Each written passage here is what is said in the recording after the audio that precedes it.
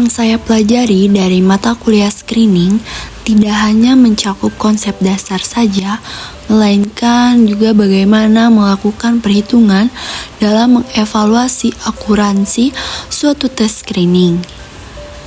Dalam uji screening, hasil tes dikategorikan ke dalam 4 kategori, yaitu true positif atau TP ketika tes menunjukkan hasil positif dan individu benar-benar memiliki penyakit. Selanjutnya ada false positif atau FP ketika tes menunjukkan hasil positif namun individu sebenarnya tidak mengalami sakit. Selanjutnya ada true negatif atau TN ketika tes menunjukkan hasil negatif dan individu memang sehat. Selanjutnya ada false negatif atau FN ketika tes menunjukkan hasil yang negatif namun individu sebenarnya memiliki masalah penyakit. Sensitivitas dihitung dengan rumus TP dibagi TP ditambah FN. Selanjutnya dikali 100% yang menunjukkan seberapa baik tes dalam mendeteksi penyakit dengan benar. Selanjutnya spesifisitas dihitung dengan rumus TN per TN ditambah FP lalu dikali 100% yang mana menunjukkan seberapa baik tes dalam mengidentifikasi individu yang benar-benar sehat. Selain itu, terdapat positive predictive value atau disingkat PPV yang dihitung dengan rumus TP per TP ditambah FP lalu dikali 100% dan menunjukkan kemungkinan seseorang benar-benar mengalami sakit jika hasil tes positif, serta negatif predictive value atau disingkat sebagai NPV yang dihitung dengan TN dibagi TN ditambah FN lalu dikali 100% yang mana menunjukkan kemungkinan seseorang benar-benar sehat jika hasil tesnya negatif.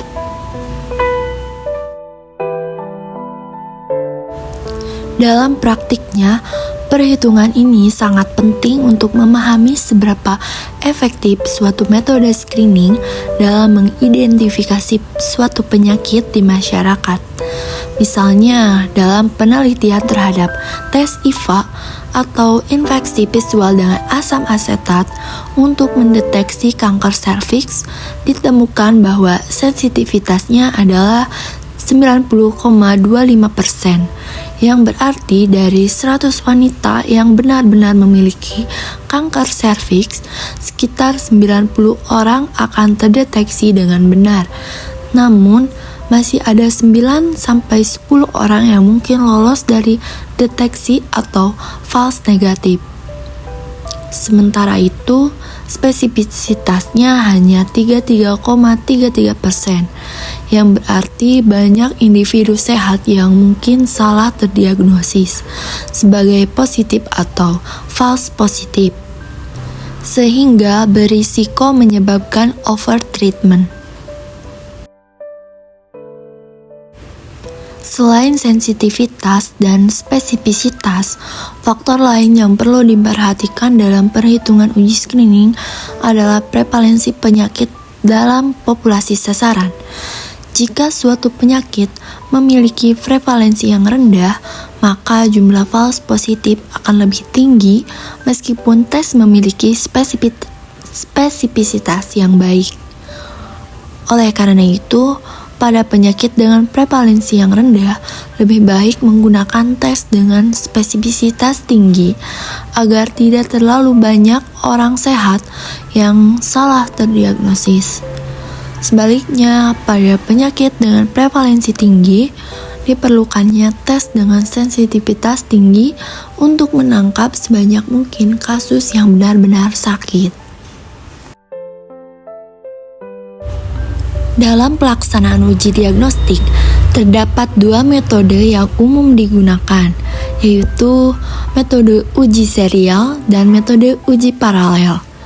Uji serial dilakukan secara bertahap di mana hasil tes pertama menentukan apakah individu perlu menjalani pemeriksaan lebih lanjut. Nah, contohnya pada screening TB paru anak, jika hasil uji tuberkulin positif, maka pasien akan lanjut menjalani fototoraks untuk memastikan diagnosis. Metode ini mengurangi jumlah false positif, namun membutuhkan waktu yang lebih lama. Sebaliknya, uji paralel dilakukan dengan beberapa pemeriksaan sekaligus untuk mempercepat diagnosis, seperti dalam kasus pasien gawat darurat dengan kesadaran menurun, di mana pemeriksaan kadar gula darah, funduskopi, dan CT scan kepala dilakukan secara bersamaan untuk menentukan penyebabnya dengan cepat. Selain itu, ada gold standar dalam uji diagnostik, yaitu metode pemeriksaan terbaik yang menjadi acuan dalam menentukan apakah seseorang benar-benar memiliki penyakit atau tidak. Misalnya, dalam screening hipertensi, pengukuran tekanan darah dengan tensimeter merupakan suatu tes screening. Namun, gold standarnya adalah ambulatory blood pressure monitoring atau disingkat ABPM atau home blood pressure monitoring atau HBPM yang lebih akurat dalam mendeteksi hipertensi. Begitu juga dalam screening kanker serviks, tes pap smear digunakan sebagai alat screening. Namun, diagnosis pasti biasanya dikonfirmasikan melalui kolposkopi atau biopsi serviks. Dalam uji screening dan diagnostik, terdapat juga potensi kesalahan yang harus diperhitungkan. Selain false positif dan juga false negatif, ada juga faktor seperti bias seleksi, yaitu ketika individu yang mengikuti screening namun tidak memiliki atau tidak mewakili populasi secara keseluruhan, serta lead time bias yang terjadi ketika suatu penyakit terdeteksi lebih awal, namun tidak mengubah prognosis secara signifikan. Oleh sebab itu, ketika menilai efektivitas screening, penting untuk mempertimbangkan apakah screening benar-benar memberikan manfaat klinis atau hanya meningkatkan angka deteksi tanpa dampak nyata terhadap kesehatan masyarakat. Dari aspek ekonomi, screening juga harus dievaluasi berdasarkan cost effectiveness analysis atau disingkat CEA.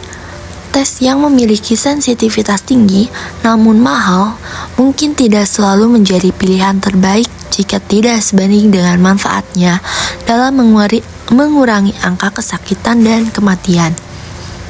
Oleh sebab itu, dalam implementasi program screening di tingkat populasi, diperlukan analisis menyeluruh terhadap faktor-faktor seperti biaya, sumber daya, dan juga dampak kesehatan yang dihasilkan.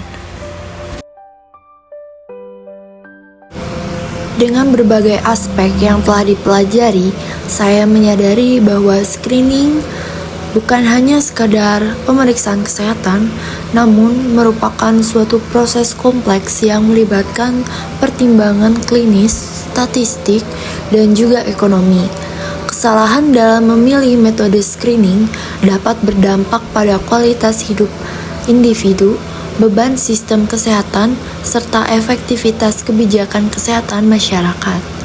Oleh karena itu, pemahaman mendalam mengenai konsep validitas, perhitungan sensitivitas, dan juga spesifisitas serta implementasi yang tepat sangat penting dalam memastikan keberhasilan program screening dalam pencegahan dan juga deteksi dini penyakit.